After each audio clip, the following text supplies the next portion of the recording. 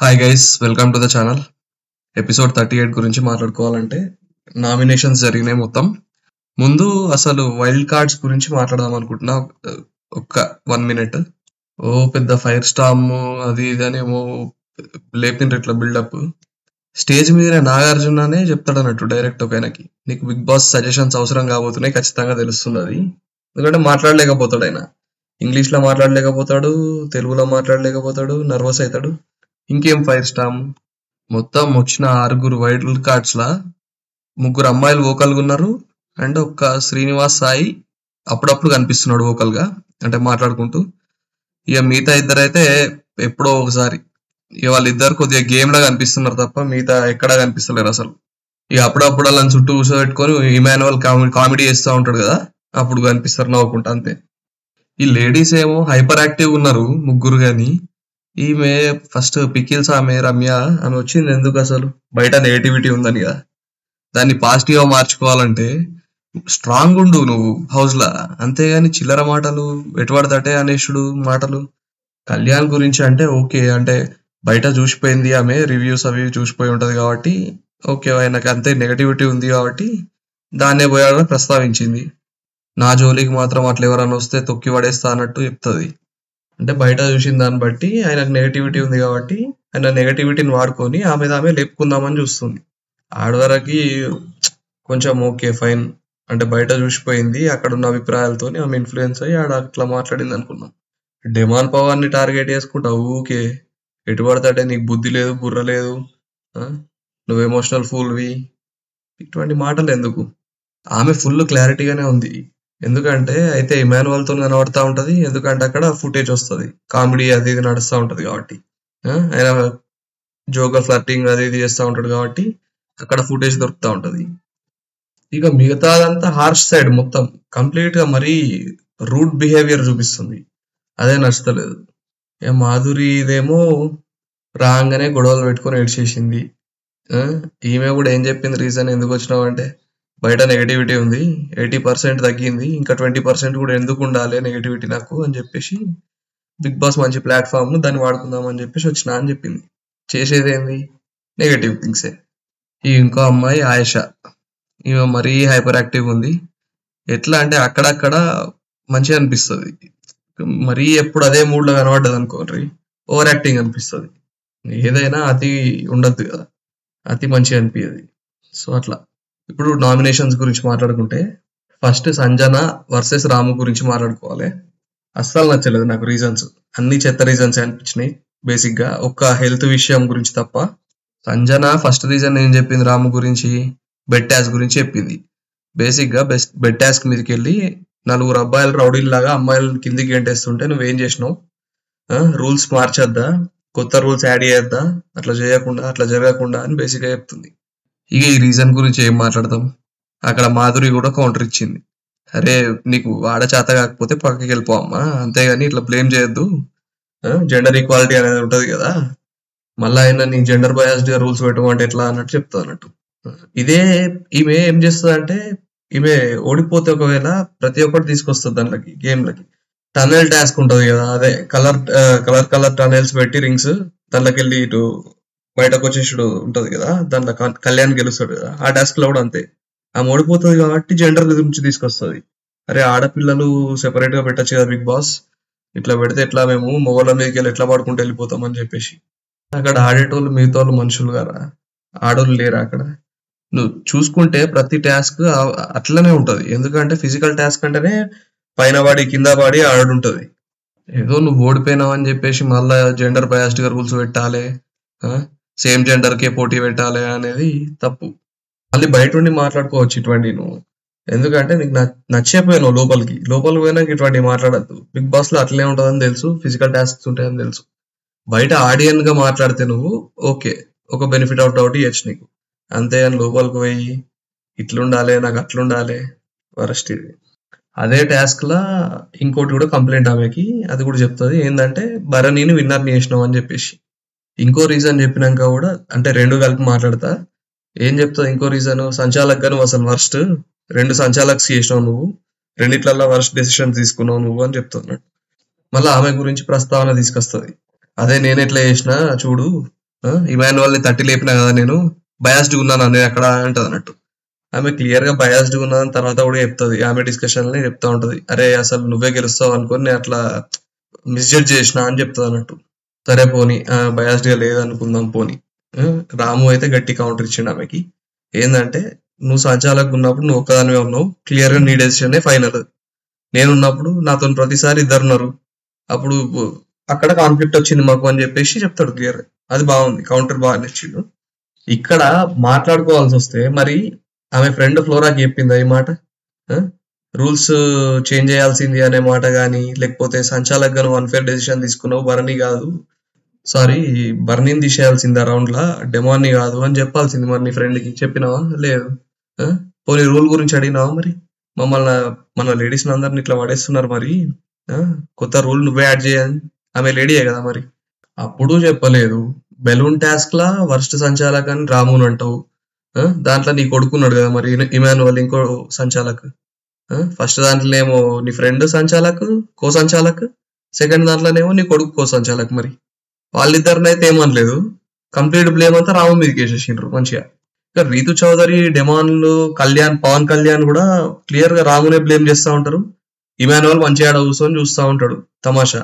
నాకు అస్సలు అర్థం కాలే, ఇమాన్యువల్ ని ఒక్కళ్ళు కూడా పాయింట్అవుట్ చేయలేదు. సంచాలక్ గా చేసిన దాంట్లో అస్సలు కన్ఫ్యూజ్ అయిందే ఇమాన్యువల్. రాము గట్టి ఉంటాడు. ఇది అసలు నాగార్జున వీకెండ్ ఎపిసోడ్ లో చెప్పినాను అయిపో, అసలు ఇమాన్యువల్ నువ్వే వరస్ట్ అని చెప్పేసి. ఎందుకంటే రాము క్లియర్ గా చెప్తా ఉంటాడు ప్రతిసారి, అక్కడ రీతు ఫౌల్ చేస్తుంది, పోయి పెట్టి చూపిస్తాడు, ఇగో ఇట్లా పెట్టింది నేను క్లియర్ గా చూసినా అని చెప్పేసి చెప్తా ఉంటే, అటు రీతు ఎట్లా చేస్తుంది అంటే మంచిగా చూడండి ఎపిసోడ్, ఒకవేళ పోయి చూడకపోతే మంచిగా చూడండి, లేకపోతే దాన్ని మిస్ అయి ఉంటారు మీరు. క్లియర్ గా చూడండి మరోసారి. జస్టర్ చేస్తా అన్నట్టు ఇట్లా చేత్తోని పోరా అన్నట్టు ఇట్లా నోరుతో కూడా, అది మనకి క్లియర్ గా వినిపించదు డైలాగ్ గాని అనిపిస్తుంది. చూడండి మీరు లిప్ మూమెంట్ బట్టి మీరు చెప్పచ్చు పోరా అవతలకి అన్నట్టు, ఇట్లా జస్టర్ తో ఇట్లా హ్యాండ్ జస్టర్ కూడా చూపిస్తా అన్నట్టు. మళ్ళీ ఇప్పుడు వచ్చేమో అరే నువ్వు గట్టిగా చెప్పాల్సింది సంచాలక్ గా నువ్వు, అసలు మీ వల్లనే మొత్తం టాస్క్ ఫెయిల్ అయిపోయింది అన్నట్టు మాట్లాడుతూ ఉంటారు. గట్టిగా చెప్పినప్పుడేమో పోరా బాయ్ అన్నట్టు ఇట్లా తీసి పడేసిండ్రు. అటు కోసంచాలకు ఇమాన్యువల్ కి చెప్తా ఉంటే అరే ఆడుకొని రా, వాళ్ళ ఆటనైతే నడవని అన్నట్టు చెప్తా ఉంటాడు అన్నట్టు. బేసిక్ గా రాము మాట హౌస్ లా ఎవ్వరు కూడా పట్టించుకోరు, ఆయన మాటకి ఎవ్వరు వాల్యూ ఇయ్యరు. ఇది ఫ్యాక్ట్. ఇది ఈ సీజన్ లా నాకు ఇద్దరి మీద జాలి కలుగుతా ఉంటది. ఒకటి భరణి, ఇంకోటి రాము. వీళ్ళిద్దరు ఏం చేసినా తప్పు అంటారు.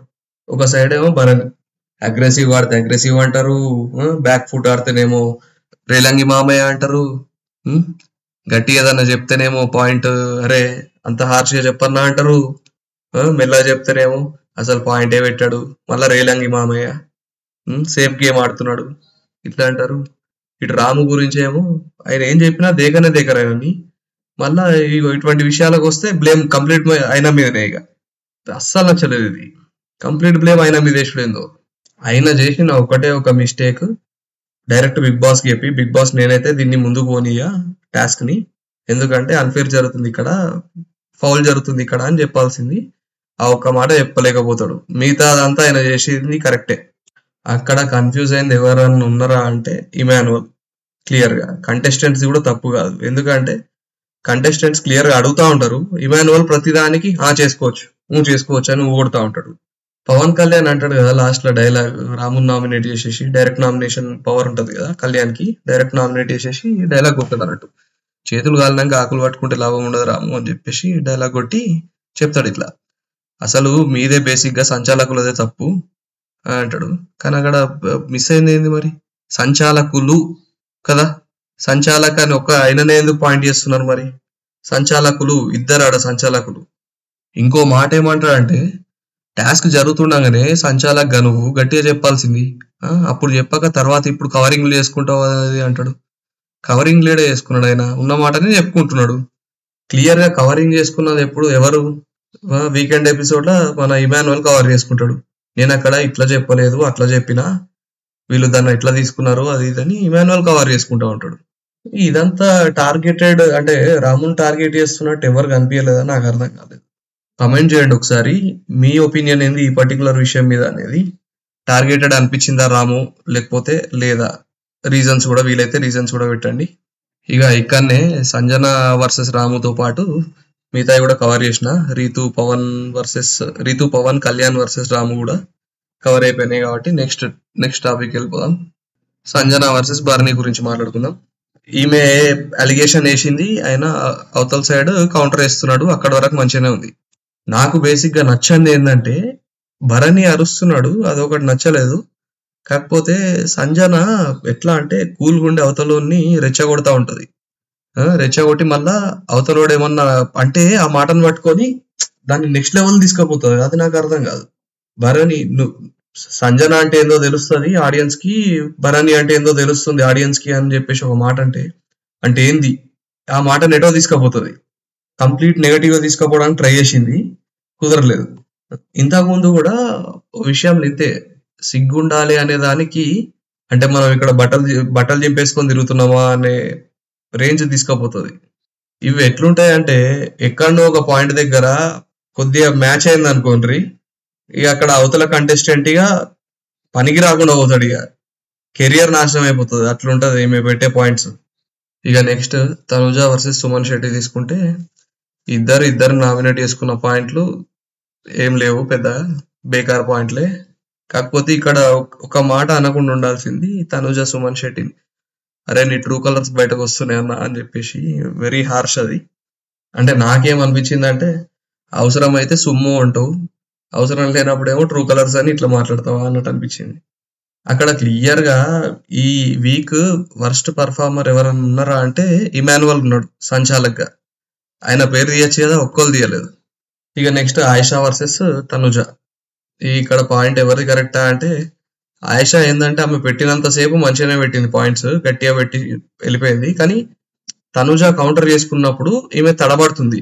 అంటే బేసిక్ గా తెలుగు రాదు కదా, ఫాస్ట్ గా ఆమె కౌంటర్ పాయింట్ ఏందో అది నీ తెలుగు కన్వర్ట్ చేసి చెప్పలేకపోతుంది అన్నట్టు, తెలుగు రాదు కాబట్టి. వీళ్ళకి అందరికి బేసికల్ గా అదొకటి ఉన్నది, ఇద్దరు బాయ్స్ కి, గౌరవ్ అండ్ నిఖిల్ ప్లస్ ఆయేషాకి క్లియర్ గా ఇదో డిసడ్వాంటేజ్ ఉన్నది. నాకు అందుకే అనిపించింది అబ్బా, అసలు ఫైర్ స్టార్ అని చెప్పేసి తెలుగు రాని వాళ్ళని నిలిస్తే పాయింట్స్ ఎట్లా గట్టిగా పెట్టగలుగుతారు, వాళ్ళు పెట్టే పాయింట్స్ కి వీళ్ళు కౌంటర్ ఎట్లా ఇవ్వగలుగుతారు. సగం వీళ్ళకి తడబడుతూనే పోతుంది టైం అక్కడ.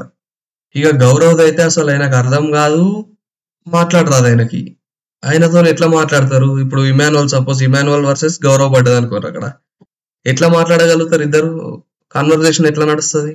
ఆయనకి ఇంగ్లీష్ రాదు, ఈయనకి తెలుగు రాదు. సో అక్కడ ఇమాన్యువల్ పాయింటే గట్టి అనిపిస్తుంది ఆబ్వియస్లీ. ఈయన తడబడుతూ ఉంటాడు, చాలా వెళ్ళిపోయి పక్కకు కూర్చోమంటారు. ఓన్లీ గేమ్స్ లలో ఆడగలుగుతాడేమో అంతే, ఫిజికల్ టాస్క్ లో ఆడతాడు అంతే. అవతల వాళ్ళ గేమ్ ని ఎక్స్పోజ్ చేద్దాం అనుకునేటప్పుడు మంచిగా పాయింట్స్ పెట్టగలగాలి, మంచిగా మాట్లాడగలగాలి. అటువంటి వాళ్ళని తీసుకుంటే కొద్దిగా ఇంట్రెస్ట్ ఉంటుంది షో. నేను ఎందుకు చెప్తున్నా అంటే ఇప్పుడు మనం సుమన్ శెట్టినే ఎగ్జాంపుల్ తీసుకుందాం. ఆయన ఎవరు పాయింట్స్ అన్న కౌంటర్ చేయగలుగుతాడా? ఆయన ఇంట్రోవర్ట్, అంటే తక్కువ మాట్లాడతాడు, బేసిక్ గా తక్కువ మాట్లాడతాడు కాబట్టి ఆయనకు మాట్లాడస్తలేదంటే ఇక అసలు భాష రానోడు ఇక ఏం మాట్లాడతాడు? సో మళ్ళీ పాయింట్కి వెళ్ళిపోదాం. ఆయేషా చెప్పిన పాయింట్స్ కరెక్టే ఉన్నాయి, కాకపోతే నాకేమనిపించింది అంటే మరీ ఎక్కువ ఇన్పుట్స్ అందేసినాయి తనుజాకి అన్నట్టు అనిపించింది. కొద్దిగా డైరెక్ట్ నిన్నే టార్గెట్ చేస్తున్నా, ఇవన్నీ హింట్స్ లాగా అనిపించినాయి. బేసిక్ గా ఆమె నామినేట్ చేస్తున్నట్టు లేదు, హింట్స్ ఇచ్చినట్టున్నది. ఇక నెక్స్ట్ రీతు వర్సెస్ దివ్య. అది ఎంత దరిద్ర రీజన్ అంటే అది కళ్యాణ్ కి డైరెక్ట్ నామినేషన్ ఛాన్స్ వచ్చింది కదా, నాకు అనిపించింది అప్పుడు ఇంత చెత్త రీజన్ చెప్పినందుకు ఈమెను తీసుకొని నామినేషన్ లో పడేయాలి అసలు అని చెప్పేసి. ఎంత చెండాలమైన రీజన్ అది. ముందు రోజే హెల్ప్ చేసింది పాపం. దీంట్లో అసలు హైలైట్ ఏంటంటే దివ్యల మాధురి చెప్తుంది అన్నట్టు, అంటే ఆమెకు బేసిక్ గా దివ్య నామినేట్ చేయాలని ఉంటది. సో అందుకే బాల్ ఇస్తుంది రీతుకి, రీతు యాక్సెప్ట్ చేస్తుంది కాబట్టి ఆమె వల్లనే లేట్ అయింది అక్కడ. బేసిక్ గా ఇద్దరు రీజన్స్ అక్కడ, మాధురి అండ్ దివ్య ఇద్దరు రీజన్స్ అక్కడ. మరి ఆ పాయింట్ తీసుకొచ్చి పెడుతుంది. హైలైట్ ఏంటంటే ఇక్కడ దివ్య కౌంటర్ చేసుకోవాల్సింది అసలు. నిన్న నీకు అంతా హెల్ప్ చేసిన భరణి చెప్తా ఉంటాడు తర్వాత, అరే నిన్ననే కదా నువ్వు ఇట్లా అంత కష్టపడి నడుము పడిపోయేటట్టు హెల్ప్ చేసి దేకుండా పోయి అక్కడ పడుకు నువ్వు సైడ్ కి అని చెప్తా ఉంటే నాకు గుర్తున్నాయి అన్ని, ఇవన్నీ ఎప్పుడు చెప్తానో అప్పుడు చెప్తా అంటది. కాకపోతే తర్వాత మళ్ళా ఈ వీక్ నేనే వెళ్ళిపోతా వచ్చి మాక్సిమం అన్నట్టు మాట్లాడుతుంది. కౌంటర్ చేసుకోవచ్చు కదా మరి. ఆడియన్స్ ముందు అయితే అన్ని పెట్టాలి పాయింట్స్, అప్పుడే కదా వాళ్ళకి అన్ని గుర్తుకొస్తా ఉంటాయి. ఇప్పుడు రీతు భరణి గురించి అన్నది, అరే నాకు మాట ఇచ్చినావు అని హెల్ప్ చేస్తలేవు నువ్వు అది ఇది అన్నట్టు. నువ్వు కూడా అనాల్సింది కదా, అరే ఇంతకు ముందే భరణి గారిని అన్నావు కదా ఇట్లా హెల్ప్ చేస్తలేవు అని చెప్పేసి, మాట ఇచ్చి హెల్ప్ చేస్తలేవు అని చెప్పేసి. మరి నిన్న నాతోని హెల్ప్ తీసుకున్నావు, నువ్వు హెల్ప్ తీసుకొని వాళ్ళ దోష మ్యాటర్లు వచ్చి నామినేట్ చేస్తున్నావు, నిన్నేమనాలి అని చిన్న కౌంటర్ వేసి ఉంటే అద్దిరిపోయేది అసలు. ఎందుకంటే నామినేషన్స్ లా ఎట్లా మాట్లాడినావు, పాయింట్స్ ఎట్లా పెట్టుకొని డిఫెండ్ చేసినావు అని కూడా చూస్తారు కదా. ఆ? ఓట్లు పడే అవకాశాలు కూడా ఉంటాయి కదా. పెట్టుకోవాల్సింది అక్కడ చెప్పకుండా నేను టైం వచ్చినప్పుడు నేను ఏందో చూపిస్తా, ఎట్లా దొక్కానో అట్లా దొక్కుతా, అది ఇది అంటే ఏమన్నట్టు నాకు అర్థం కాలే. ఆమె నామినేషన్ లేదు ఇప్పుడు, ఆమె ఇంట్లోనే ఉంటది, బయటకు పోయే ఛాన్సెస్ నీకు ఎక్కువ ఉన్నాయి. చెప్పాల్సింది మంచిగా పాయింట్ పెట్టు ఉంటే ఓట్లు గెయిన్ చేసే అవకాశం వచ్చి ఉండేది. ఇక నామినేషన్స్ పక్కకు పెట్టేస్తే ఏంది భరణి మాట్లాడుతూ ఉంటాడు. ఇక్కడ ఒకటి భరణిది బ్లండర్ అనిపించింది, ఏంటంటే నాతో గొడవ పెట్టుకున్న వాళ్ళు ఒక్కొక్కరిగా వెళ్ళిపోతున్నారు, గమనించి నువ్వు కావాలంటే మంచిగా అని దివ్యకి చెప్తా ఉంటాడు. ఇది నిజమైన అబద్ధమైన అని ఇటువంటి మాటలు మాట్లాడొద్దు అసలు. ఒకవేళ అదే నిజం అనుకోండి, అయినా సరే నీకు తెలిసింది అనుకోండి, నువ్వు ఒకే తోపు నువ్వు గెస్ చేసినావు బయట ఏం జరుగుతుందో అనుకోండి, అయినా అని ఇటువంటి బయటకు మాట్లాడద్దు, నెగటివ్ అనే పోతుంది. ఇప్పుడు తనుజ ఉన్నది, తనుజకి హింట్ వచ్చేసే ఉంటుంది ఆల్రెడీ. ఎందుకంటే మాధురి చెప్పింది టాప్ 3 నువ్వు పక్కా అని చెప్పేసి, ప్లస్ ఇవాళ ఆయేషా వచ్చేసి నువ్వే నా టార్గెట్ అని చెప్పేసింది క్లియర్ గా. మళ్ళా ఆమె ఏం హింట్ ఇస్తుంది మళ్ళీ ఇండైరెక్ట్ గా, ఈ సీజన్ ఎట్లా పోతుంది, ఒక నాన్న ఒక బాయ్ ఫ్రెండ్ ఉంటే లాస్ట్ దాకా వెళ్ళిపోవచ్చు అన్నట్టు పోతుంది ఈ సీజన్ అని చెప్తుంది. ఇన్నిగానో హింట్స్ ఇచ్చినాక తనుజకు అర్థమైపోయి ఉంటది కదా, ఓకే నేను టాప్ లెవెల్ ప్లేయర్లే అని చెప్పేసి. ఆమె ఏమన్నా బయట పెడుతుందా? పెడతలేదు కదా. అట్లానే నీకేం అనిపిస్తున్నాయో అన్ని రివీల్ చేయాల్సిన అవసరం లేదు కదా, ఎందుకంటే అది ఒకవేళ రాంగ్ అయితే ఇట్లనే బయట హాల్యూసినేషన్ అని పేరు వస్తుంది. అండ్ నాకు ఇంకోటి ఎపిసోడ్ లో నచ్చింది ఏంటంటే బాండ్ గురించి. మన వైల్డ్ కార్డ్ కంటెస్టెంట్స్ బాండ్స్ ని ఎండ్ చేద్దాం అనే వచ్చినామేమో అని గట్టిగా చెప్పిర్రు. లాస్ట్ కి ఎపిసోడ్ లాస్ట్ కి చూస్తే మళ్ళా బాండ్స్ పెట్టుకుంటా ఉంటారు. అంటే ఏందో అర్థం కాలేదు, వజ్రాన్ని వజ్రంతోనే కొయ్యాలన్నట్టు అట్లేమన్నా చేస్తున్నారా మరి.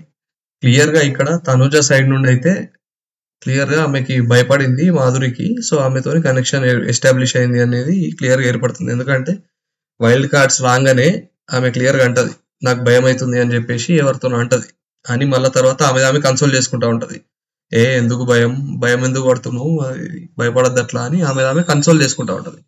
క్లియర్ ఎపిసోడ్లు ఇచ్చిండ్రు అది సీన్. సో అట్లా భయంతోని ఈమెకు లొంగిపోయిందేమో మాధురికి అన్నట్టు అనిపించింది. అండ్ మొన్నటిదాకా నాన్న నాన్న అని జనాలకి ఇరిటేషన్ వచ్చింది, ఇప్పుడు కొత్తగా రాజు ఒకటాల రాజు అని ఒక ఆమె పిలుస్తుంది, రాజా అని ఇంకో ఆమె పిలుస్తుంది, మాధురి అని తనుజ బాండ్. ఏందో భయ్య. ఇది గైస్ నా ఒపీనియన్ నిన్నటి ఎపిసోడ్ మీద. మీ ఒపీనియన్స్ కూడా కామెంట్ చేయండి, ఒకవేళ నచ్చితే వీడియో లైక్ చేయండి. And thank you for watching. వీలైతే సబ్స్క్రైబ్ చేయండి కంటెంట్ నచ్చితే.